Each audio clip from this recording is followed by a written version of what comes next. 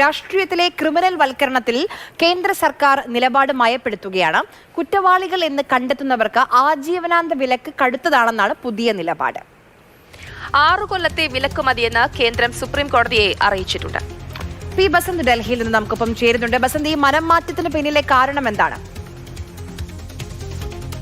Supreme കോടതിയിൽ കഴിഞ്ഞ ദിവസം വന്ന ഒരു പൊതു താല്പര്യ ഹർജിയിലുള്ള മറുപടിയിലാണ് സർക്കാർ ഇപ്പോൾ നിലപാട് വ്യക്തമാക്കിയിരിക്കുന്നത്.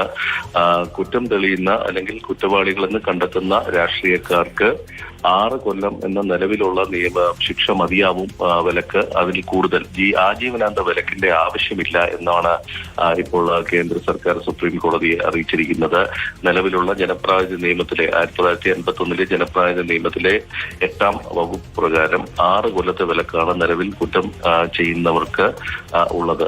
രാഹുൽ ഗാന്ധി അടക്കമുള്ളവർക്ക് കഴിഞ്ഞ നേരത്തെ ഇത്തരത്തിലൊരു വിലക്ക് വന്നിരുന്നു. അതായത് 6 കൊല്ല ശിക്ഷയുമായി ബന്ധപ്പെട്ടിട്ട്.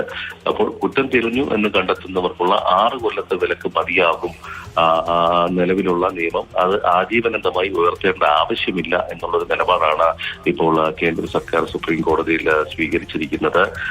BJP നേതാവ് അശ്വിനി ഉപാധ്യായാണ് ആജീവനാന്ത വിലക്ക് രാഷ്ട്രീയക്കാർക്ക് അല്ലെങ്കിൽ കുറ്റം ചെയ്തുവെന്ന് കണ്ടെത്തുന്ന രാഷ്ട്രീയക്കാർക്ക് വേണം എന്നുള്ള നിലപാട് ആവശ്യപ്പെട്ട് സുപ്രീം കോടതിയെ സമീപിച്ചത്. കോടതിയും ഏകദേശം ആ നിലയ്ക്ക് തന്നെയാണ് നീങ്ങിയത്. അതായത് ഇതിൽ ഒരു പ്രശ്നമുണ്ട്. നിയമം ലംഘിക്കുന്നവർ എങ്ങനെയാണ് നിയമനിർമ്മാതാക്കളാകുക എന്ന് കഴിഞ്ഞ ദിവസം സുപ്രീം കോടതി ചോദിച്ചിരുന്നു. ഇതിനെ തുടർന്ന് സർക്കാരിനോട് വിശദമായ മറുപടി നൽകാനാണ് കേന്ദ്ര സർക്കാരിനോട് സുപ്രീം കോടതി ആവശ്യപ്പെട്ടത്. അക്കാര്യത്തിലാണ് ഇപ്പോൾ വ്യക്തത വരുത്തിയത്. ആജീവനാന്ത വിലക്ക് വേണ്ട, നിലവിലുള്ള 6 കൊല്ലത്തെ ശിക്ഷ മതിയാകും എന്നുള്ള അല്ലെങ്കിൽ വിലക്ക് മതിയാകും എന്നുള്ളതാണ്.